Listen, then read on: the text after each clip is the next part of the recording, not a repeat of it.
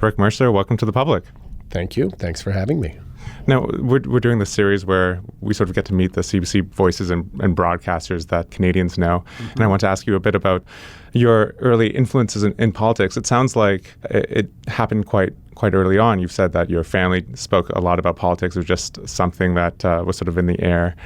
Do you remember the first time that there was a political issue that you first had an opinion of your own on, or that was either in Newfoundland at the time or in your city close to St. John's? I can remember marching around the house saying, vote for Premier Moores on election night, and then Dad explaining to me that Premier Moores wasn't running, and that's why there in fact was an election. But just Premier Moores would roll off my tongue because that was when I was a little kid. So you'd had an opinion early on without... I had an opinion that was an ill-informed opinion because Premier Moores, of course, was not on the ballot. But so I never had any problem coming up with an opinion based on nothing. I remember probably the real first political events involved my godfather, because my godfather was a very colorful character, and he was elected in Newfoundland. And this is Huey? Yeah, Huey Shea. He was elected in Newfoundland as a conservative under Frank Moores. And then election night or the night after, he crossed the floor and joined the Liberals. And it was a tie at that point.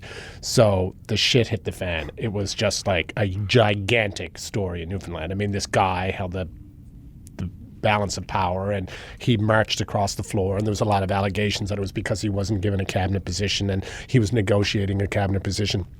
I mean, you know how emotional those situations are when someone crosses the floor anyway, let alone the night after election night in one of the most hard-fought campaigns in the province's history. And so Huey's career was over soon after that. But because of the controversy, or just? Well, because it was another election called general election, and then he had to run for the Liberals in a seat where they just elected him as a Tory, and so he was, I don't know, he got dozens of votes. But he was always someone that was around in my life, and he was always involved in politics, and I guess that's how I got my political awakening, was through him, I guess. And I always enjoyed talking politics with my father, and I consider him a very intelligent guy, and I still talk politics, Newfoundland politics, with him, a couple of times a week. I guess that's it. It's just, it was just always my sport. And is it true you were president of your student council? Yeah, although I don't think that was particularly political. I mean, I certainly enjoyed the campaign aspect but really that probably had more to do with my interest in comedy more than anything, because I was intrigued about getting up and being able to give a speech and all that business. So the campaigning part was what attracted me. So every year of high school I ran for, student government, but we weren't a particularly good student government, I don't think. Did you run it into the ground?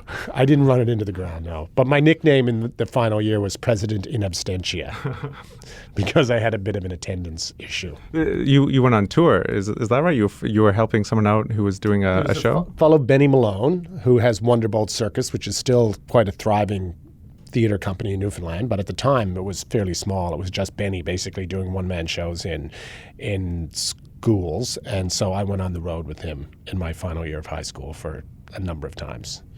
And is this part of the reason you didn't end up graduating? Well, no, I didn't end up graduating because I was a very poor student, and I was always a poor student. It's not something I talk about very much because it's not something I'm proud of, and I used to be kind of cocky about it probably in my early 20s, but now I just see it as an incredibly poor life decision. And so I generally don't talk about it because I would never want anyone to emulate that, especially anyone who had the ridiculous notion of going into show business. Like, to have nothing to fall back on would just be completely idiotic. So I'm loath to think that anyone would say, I'm dropping out, Mercer did. And I never dropped out. I went, in theory, for the time period that one could graduate. I just didn't go back. Did this concern your parents at all? I mean, to this idea of getting involved with performing arts and not graduating high school, were they concerned at all? No, because I've asked them since, because I've seen them become very concerned about various grandchildren's post-secondary, and my mother was talking one time about how worried they were about my brother, that he wasn't applying himself, and eventually he became a commercial airline pilot. And then I thought, well, if you're the type of people that worry about that stuff, weren't you freaking out when you could see the road I was on? And they were like, no, we weren't too worried about you really about that. We figured you'd figure something out. I don't know why. Maybe every kid is different, or they thought I would just figure something else out. Did you get in trouble in high school at all? Because, I mean, what you're known for, what seems to come natural to you is taking the piss out of people, being a bit irreverent. That's not something that, high school teachers necessarily like, or principals or vice principals. Did that cause problems ever? Well, it's funny you said, did you get into trouble? I was about to say, no, I never got in trouble, but I was suspended. So I guess that's trouble. But I was suspended because we published an underground school newspaper. At the end of grade 10, they announced that they were going to have the elections for the school newspaper for the next year, because in theory you're supposed to get together and get the first newspaper ready to go. And of course I didn't like the school newspaper. I thought it was terrible, but it was probably fine. But I thought, let's go take over the school newspaper. So me and a couple of buddies of mine rounded up a bunch of other people, and we marched into the meeting. And we stacked the meeting, and I got elected editor, and my friend was co-editor or whatever. And you had a coup d'etat. Yeah, we stacked it. And then, so anyway, they announced it. And then, I don't know, a week later, the principal, poor Clyde Flight, who had me in the office a lot, he called me and he was like, I know what you did. And I was like, what? What did I do? And he was like, you stacked the meeting. And I was like, yes, I know I stacked the meeting. And he was like, well, you can't stack a meeting. I was like, well, that's ridiculous. That's what people do. At this point, I had gone as a Liberal delegate to my godfather's, various riding attempts or nomination attempts at the age of, 13 and 14. I knew all about stacking meetings. So I said, well, yes, we stacked the meeting. And he's like, you admit it. I was like, yes. This is what they do in real life. This is what they do. It was open. And so he said, well, you're all out. And he fired us all. So then the next year, a week before we went back to school, we said, let's start our own newspaper. We started our own newspaper, and we were going to be really outrageous, and we put in safe sex information with diagrams of penises and condoms, which at the time was scandalous. Now I'm sure there's probably condoms in the washrooms. But anyways, that was there, and we had an editorial on the work to rule. Anyway, somewhere along the line, we put the principal's home phone number and address in the paper, which is a terrible thing to do. And I'll never forget being in the office, and the principal was so angry about this newspaper. There was nudity in it. He was just vicious. And he was getting angrier and angrier as he kept turning the pages. And I realized... You were in the office with him at this point? I was in the office with him, and I realized, my God, he hasn't actually read the entire newspaper yet. He's called us in. He hasn't got to the end. And he was flicking. And then on the last page, it was like, what do you think about this? Blah, blah, blah. Contact. And it was his home name and phone number. And I remember he lost his mind. He just completely lost it and started screaming, I have children. You think I need idiots calling my house at 3 o'clock in the morning? And then my friend Terry, who hadn't said a thing, he said, turn the ringer down on the phone. They should be all right. And then the principal, he told us to leave because I could see he was going to hit us. He was so angry. And he suspended me. So I went home and I told my parents I was suspended. And then my father said, well, that sounds like that's more of an issue of freedom of speech. This sounds like an issue for the courts, not for a principal to decide. So he called up and said, well, we'll have to take this to court, I guess. And then it all disappeared, and I went back to school, which is ironic. Your dad called up. Your dad called the principal. Yeah, but which is ironic because my father would never hire a lawyer if his life depended on it. I mean, he never has in his life. It was a full bluff, but he had my back. Yeah, they weren't upset about that. So they even sort of allowed for your irreverence. I think he saw that it was ridiculous that we were suspended for publishing a newspaper. And it was off the school grounds. I mean, we were just selling it on the school grounds, of course. I don't know if my father knew that I put the principal's home number and address in the newspaper. Probably not, because Dad would not be cool with that at all. And did you, were there any issues that you guys were sort of mad with the principal about? No. I always got along with him. But we were always at loggerheads, because when I was president of the student council, I can't believe we're going down this road, I hired Kathy Jones, who became my colleague on This Hour's 22 Minutes. We had to produce the Christmas special, or the Christmas concert at the school, and I hired a musician that refused to do any Christmas carols. He would only do original songs. It was just so awful. He wouldn't do Here Comes Santa Claus or anything. And then I hired Kathy Jones to do comedy, and she had a one-woman show at the time, Wedding in Texas, which was a hysterically funny show. Was she at the high school, or was she just in Newfoundland at the time? No. She was a star. She was a star of Codco. She was touring the country with this one-woman show, and the one-woman show was a smash hit one-woman show, very funny, but very adult. And Jones, being the type of person, she just kind of said, okay, I'll do the gig. Then she showed up and she did a really blue set, like not what you would expect in front of a high school audience. And so, things would happen like that. So we got in a bit of trouble, but nothing serious. Did at the time, like Newfoundland, I mean, you were born just a couple decades after Newfoundland joined Confederation, I think. And Newfoundland has such a sort of strong identity in terms of Canadian places and provinces. I think it's true for a lot of Canadian places. It's such a diverse country. We can identify more with our local city or province more than the country as a whole, but especially with Newfoundland. Was that in the air at all? Did you identify more as a Newfoundlander than you did as Canadian? Yes. Oh, gosh, yes. Well, everyone of my generation has parents or grandparents that were born, prior to Confederation.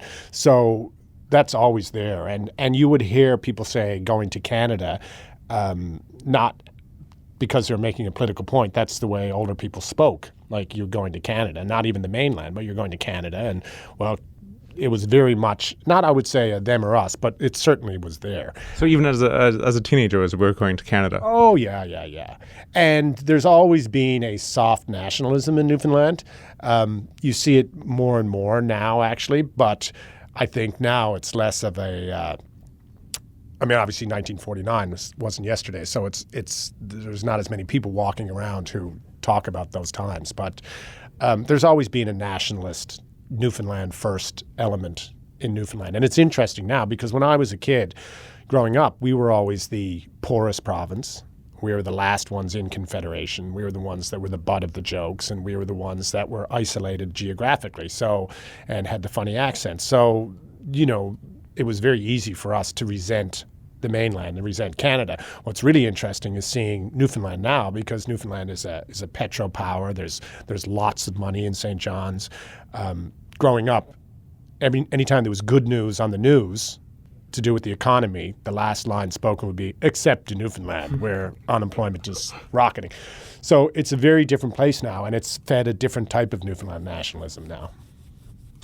You've said that comedy comes from being outside the center. I mean, Newfoundland was particularly outside the center then and still to an extent now. Do you think that in all, like being a Newfoundlander, feeling sort of outside of Canada, instilled you or I guess the general population at all with more of the sense of humor? Well, I think that's true, that a sense of isolation or being on the outside certainly helps. But if you talk to most people in comedy, they share that. But I think it's convenient for us as Newfoundlanders to say we felt that much more isolated. And it's true, like we understood Canada, but we were one step away from Canada. But then some of the greatest comedians that Canada's ever produced have come from, Hamilton and Mississauga. So there's obviously lots of different factors at play. But I think certainly the Newfoundland sensibility has helped Newfoundland comics in Canada for sure, in much the same way that so many Canadian comics have had success in the United States, and they will attribute that to the fact that, they walk like Americans, they talk like Americans, they get the culture, but yet inherently that's not them, and that gives them a perspective. So I think that's probably the same for Newfoundland. One of the most common things that comes up in interviews with you is, someone will suggest, the interviewer will suggest that what you do, what the Rick Mercer Report does, and the satire and the rants and taking the piss out of politicians and our system, is that it's important, that it's essential for sort of the country even, and that it's how young people get their news and the rest of it. And in every situation, you're at pains to distance yourself from this idea. I'm anxious just hearing the question. I mean, in our office, if anyone ever suggested we should do this because it's important, that would be the kiss of death. The kiss of death. And I've said that before, and it's always true. And I was wondering, though, why? Like, why do you think that's the case? Ultimately, we're a comedy show. And if we start going down a road where you think that what you're doing is important, then I just think it's a very bad road to go down. It's because it would end the comedy in a sense, because In it comes some from ways, being yeah. like not taking yourself so and seriously. I get to do a rant every week, and it's a political commentary. So obviously it's my point of view, and it's a political point of view. But you also have to be careful there that you're not becoming too important or, God forbid, too self-indulgent, or otherwise you can end up like Lenny Bruce, who, was a brilliant comedian, but near the end was just reading his court transcripts on stage over and over again. You have to be very careful about not becoming self-indulgent. Ultimately, we're doing a comedy show. I love the fact that even though we don't have an official mandate, but our unofficial mandate, it sounds a little cliche and nation-building-ish, but I'm very comfortable with it. I mean, we go out and we find interesting people in different parts of the country and put them on television, and we're unapologetically Canadian. And yeah, I guess maybe there's a civics lesson in there somewhere along the way, and I love it when I hear the teachers play it in schools and all that business, but ultimately, at the end of the day, we're a comedy show, and you have to be very careful about that stuff. It's just such an interesting paradox in a way, because you're so open with how much you care about politics, and how forever it's something you said you can't satirize something you're not passionate about, right? I think that's true, yeah. And I also think even to have an opinion, I sometimes you get asked questions, fighting in hockey. It's a perfect example. Everyone in Canada has an opinion about it. And sure, I have an opinion about it, but you know what? Hockey is not my game, which is a radical thing to say in Canada. But it's not something that, I like hockey. I like playoff hockey. I played a bit of hockey growing up, grew up next to a pond, but it's not my passion. And therefore, I never feel comfortable, say, in a radio interview, Rick, what do you think about this? Because I know in this office where there's writers, there's guys who've almost come to blows over this issue themselves, but they're passionate about the game. And therefore, I feel they have the authority to weigh in on that subject. And I'm passionate about Canadian politics. And I think that's because of that, I have an authority to talk about it, because I walk the walk. You know what I mean?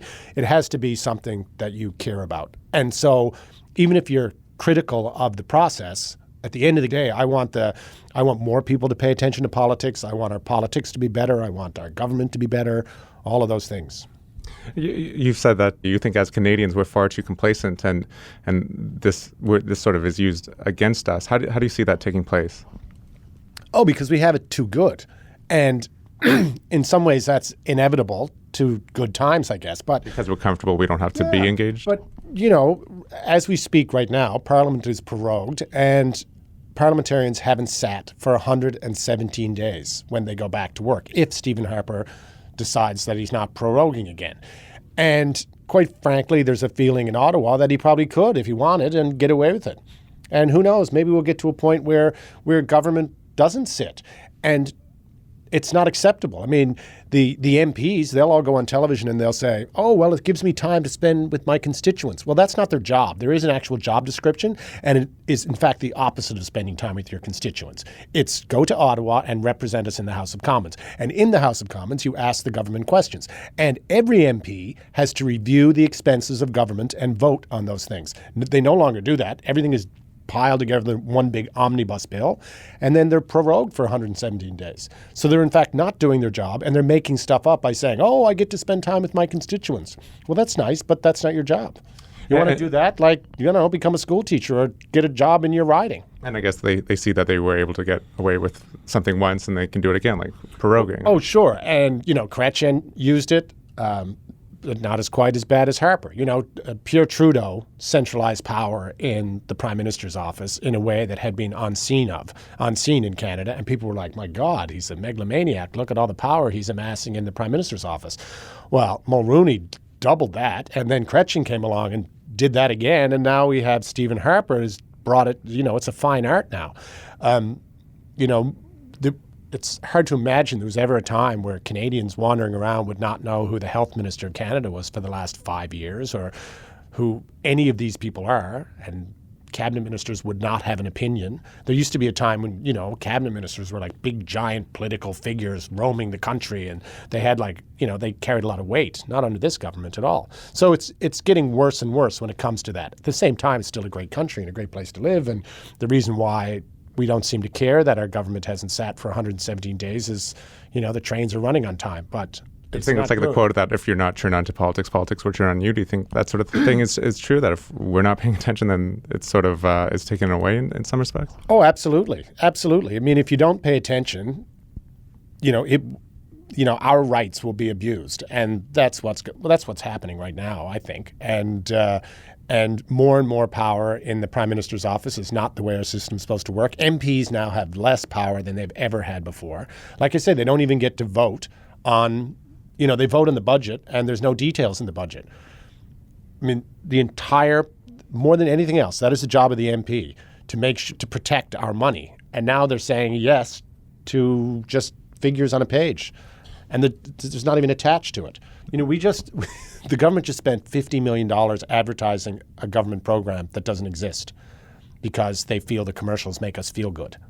I mean, we've really become complacent. They might as well put on one of those Coca-Cola commercials where the world is all singing together and just spend our money on that. Whereas, like the Experimental Lakes project that you ranted about was shut down for saving $2 million a year, supposedly, or the CBC was cut for 115. Sure. I mean, and these are all priorities. And some people might think, sure, close the Experimental Lakes down. And some people might say, close the CBC down. But, there has to be debate and there has to be discussion and there has to be it has to be dealt with in a transparent manner. And just like there's just so much that happens now without anyone knowing it. It's astounding. I mean, it happens, time and time again. Cabinet ministers have found out things have happened in their own departments that they're not even aware of. And from news releases or something. Yeah, and we've really slipped down and gone to a very strange place when the government is advertising programs that don't exist. I mean, that's really weird. Like we just mentioned, you're uncomfortable saying sort of your show, in particular, your work is important in any larger sense. But what about just the idea of satire or irony? Because it seems like that is one of the most effective weapons in a general sense against that sort of obvious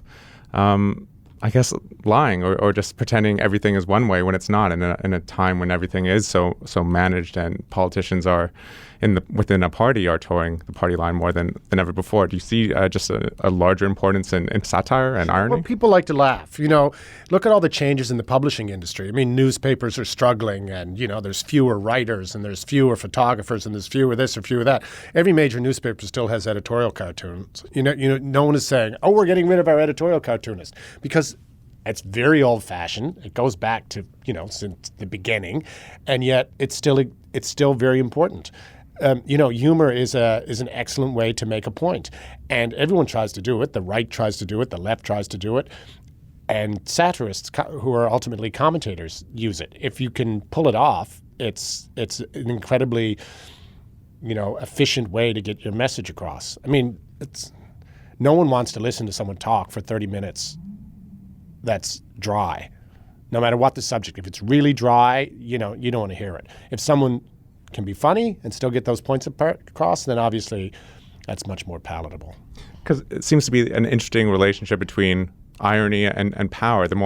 And something you've said that I found really interesting was comedy works when you're in opposition. It doesn't really work when you're in power in the same way that it comes from being on the outside.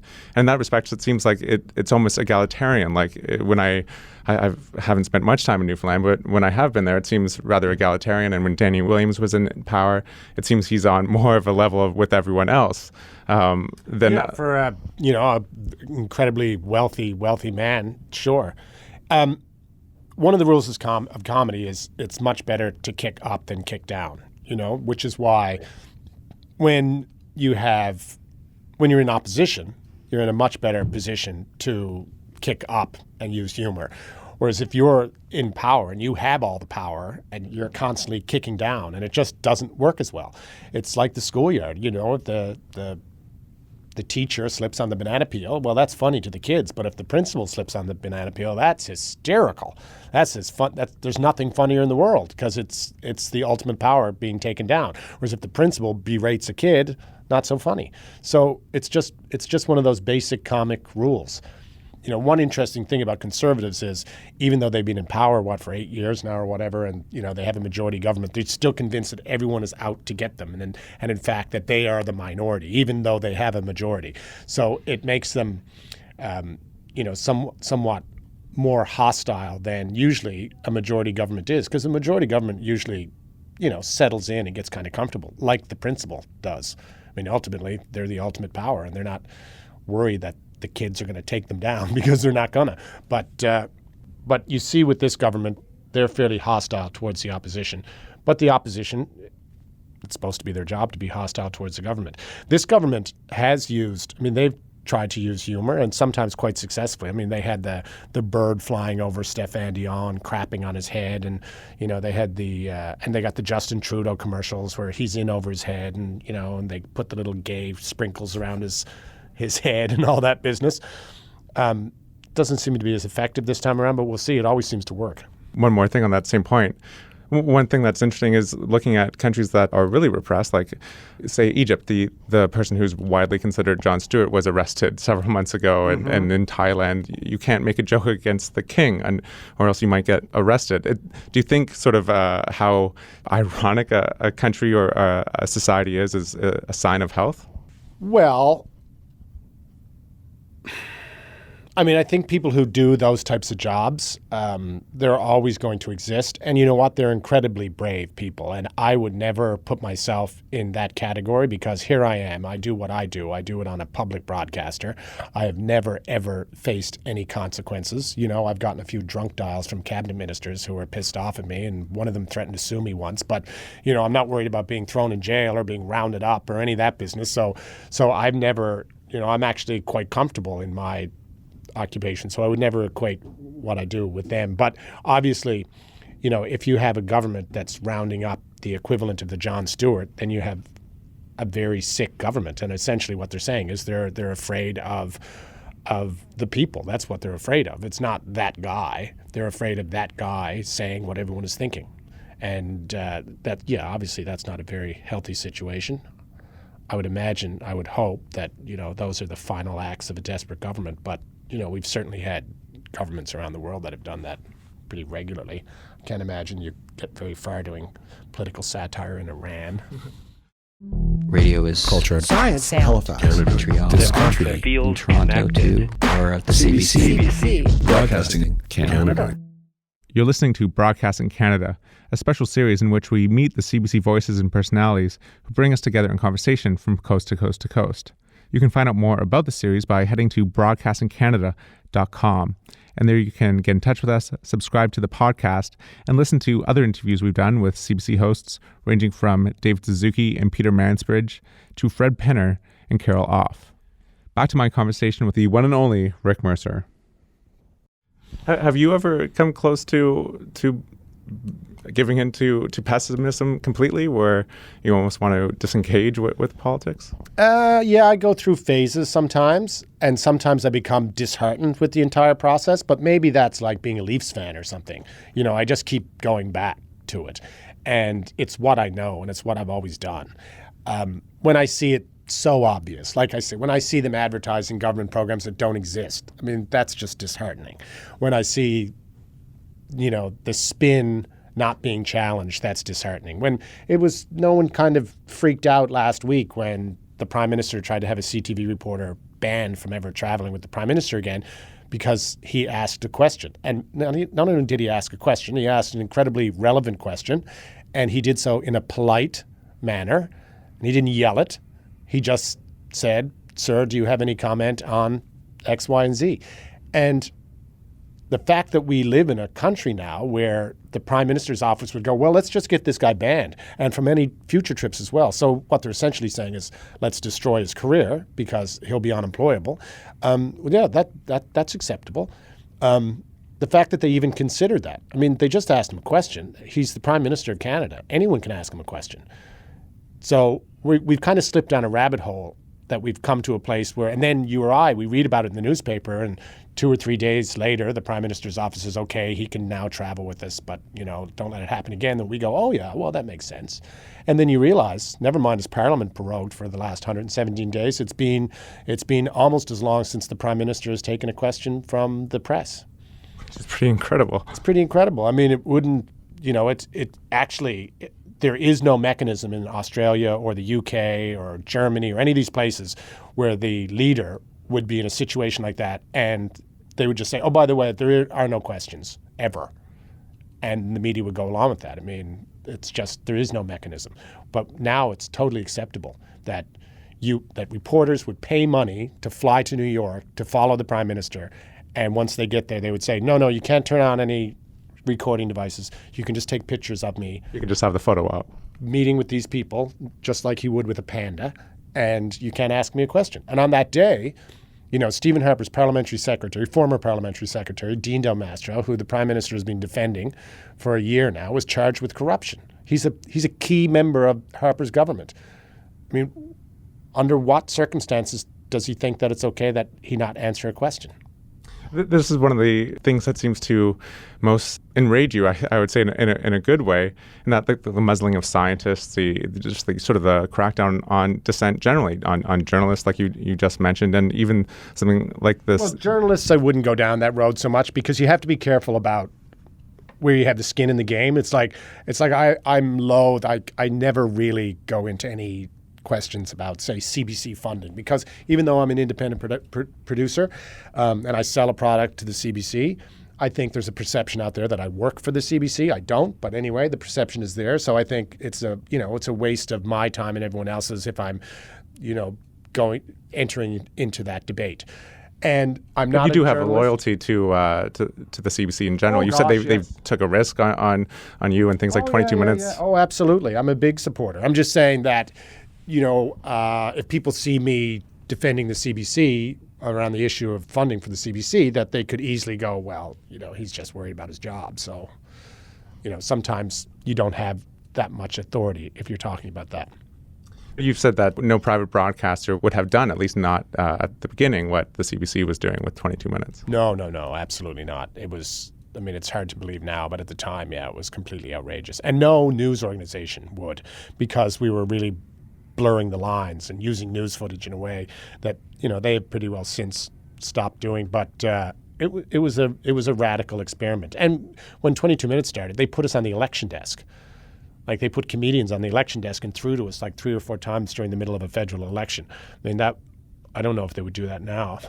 I don't know if I was running the CBC, whether I would do that now. But that was pretty radical. One of the moments that stuck out for me from the show was you go to Sable Island and you just ask one of the environmental scientists, Environment Canada scientists there, if he believes in climate change, and he hesitates, and he's like, I don't think I can comment on that. And he was actually very nervous, and which is incredible. Yeah, and not only that, he basically said a couple of really normal things about his job, and it's one of the few times where afterwards, he said, could you please not put that in, because I'm worried about losing my job. And so, of course, I took it out. But I'm pretty passionate about that. I'm pretty passionate about that because I've covered politics for so long. I know a lot of people who work in politics. And with this government in particular, there's a lot of people who they're not colleagues, but around my age, who were involved in their various parties, and they went to Ottawa and spent time there. And the ones that I know that went to Ottawa and had successful careers with this government, one thing they have in common is they believe that modern science is a vast conspiracy, and it's there to destroy the economy, and it's there to convince us to stop doing this, that, or the other thing. And literally, I know one guy, he believes it's a vast conspiracy.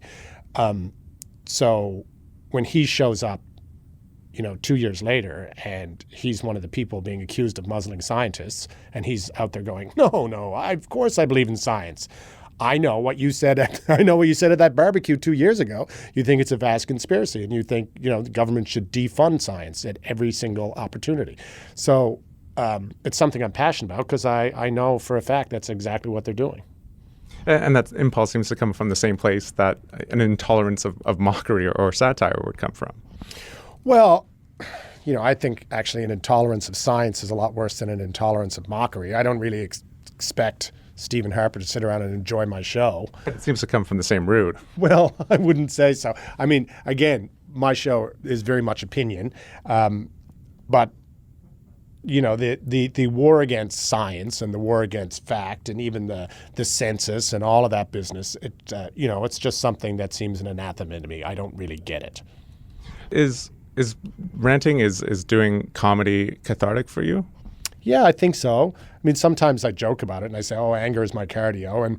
But I think everyone should rant. And I think for the most part, people do. They get it off their chest. People who don't follow politics. And there's some people I know who don't follow anything. Like, they don't follow politics. They don't follow baseball. They just don't follow anything. And, they're just kind of going through the motions. Like, you have to be passionate about something. I don't envy those people, although there's more and more of us around. I mean, one of the things I was thinking about was it's so easy when things are seemingly, if you care about the country and if you care about politics or anything really, and you see things going down the drain or moving in a direction that you feel is the wrong course, it's so easy mentally to just give in to cynicism, because in some ways that's sort of an easier option mentally. You don't have to. I would think if that's where someone is, at least say that's where they are. What I hate is when people say, I don't vote because they're all the same. And you go, no, actually they're not. In fact, there's vast differences. And I don't care which ideological bend you may be, but no one believes they're all the same. Anyone who's informed knows they're not all the same. That's just a cop-out. So I think we have an obligation, all of us have an obligation to know what the differences are. But I talked to a young person in Nova Scotia last week, and they were talking about getting a job and how hard it was to find volunteer opportunities. And I said, well, why didn't you just call up one of the parties, any of the parties? They would have put you to work like a dog for 6-7 hours a day for the entire election. And they said, like, what election? And I was like, there's an election. And they're like, are you sure? I said, yes, I'm sure. And but you live in Ontario. Yes, but I still know there's a general election in Nova Scotia. Are there signs around? And they're like, yeah, there are signs. And I'm thinking, why am I giving you advice on how to get a job? You're barely breathing. Like, there's an election happening in your province and you don't know what it is? So I don't know. Is there hope for those people? I don't know. The thing I found interesting is that, in a way, making fun of it, whether you have a national TV show or just among your friends, making fun of the situations and satirizing them, sort of seems a way to continue on with cynicism, but a sense of optimism at the same time. It's sort of putting disengagement at bay. There's a catch-22. Like, talking again about editorial cartoons. No one just, this whole notion of, I get my news from comedy shows or get my news from Jon Stewart. That's not true, because nobody just reads the editorial cartoon. You have to know. You have to know how the systems work, at least. You have to know the setup in order to get the punchline. And so it would be a very nice side effect if especially young people who are watching the show, decided to pay more attention or to what's going on in the country. And you know what, if they decide that I'm full of it and they don't like my opinions on the prime minister or the government or democracy or whatever it is, that's great. But if we can, we bring the horse to water, if they drink, that's great. That's a bonus. More engagement is better. Yeah, of course. I mean, I don't have any skin in the game in the sense of I want people to, vote this way or that way, quite frankly. I mean, like I was talking to this young person, I didn't say, call this party and go work for them. I was like, go to any one of them. Who cares? You'll learn something. Maybe you'll learn that that's the party for you. Maybe you'll learn that you don't want anything to do with them and you'll go across the street to another one. But yeah, engaging would be good. Like, would you be able to, if tomorrow the prime minister called and gave you somehow in some imaginary universe a cabinet portfolio that you really wanted to do, but you had to sort of toe some sort of line, would you be able to do it at all? Or would you always be the type of person who, no matter what situation you would be in, if it was formalized and had a codified set of rules, would be the type to poke fun of them and put holes in them? That's interesting. It's kind of American, when the president calls. We don't do that in Canada so much. But I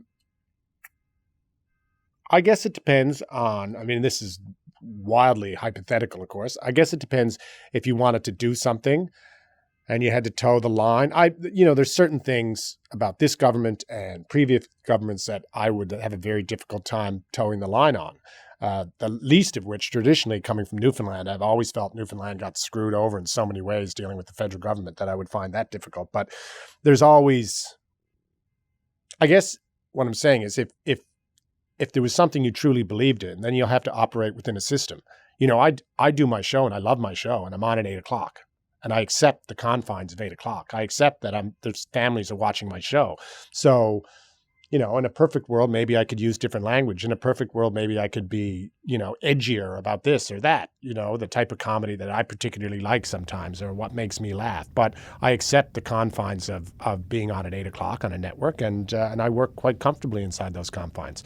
I don't think I would be very comfortable in a government that was saying, okay, you're going to go in there tomorrow and vote against same-sex marriage, or you're going to go in there and vote and we're going to pull the Coast Guard out of Newfoundland because of jobs in some other place. I think that would be very difficult. But I think that that's something that everyone in party politics understands, and they all kind of make that pact with the devil. We'll just end off. I mean, Canada is such a, like we were saying at the start, Canada is such an incredible country in how diverse it is, and how, in some sense, that there's relatively few links that sort of promote the idea of thinking from a Canadian standpoint instead of thinking from your regional standpoint. For your show, I mean, you've seen every single part of this country, it seems. I imagine there's few places or regions you haven't been in. What sort of sense of Canada, or what actually makes Canada a country, do you think exists out there? Do you think there's anything that binds us together at a root level that you could articulate? Sure. Well, no. Now, the second part of that question was, can I articulate it? Because, that's a real tough one. I mean, we went through a period where we tried to create Canadian institutions, whether it's the Trans-Canada Highway or CN or, an arts council or what have you, the CBC being one of them. The trend now is very much against that. In fact, nation building is a dirty word all of a sudden.